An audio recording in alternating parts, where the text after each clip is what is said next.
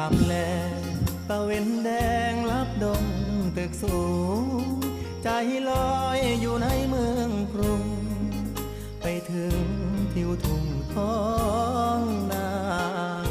คือทอดแม่พ่อสบายบ่น้อ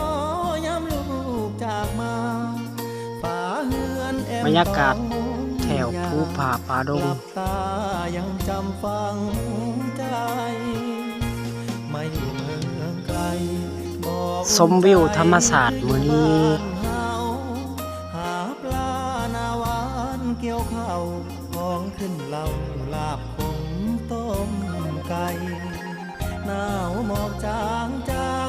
ไอดินกลิ่นฟางยังค้างในใจหอมเอ่ยหอมกลิ่นเข้าเมืองน้ำตาสิไหลยาม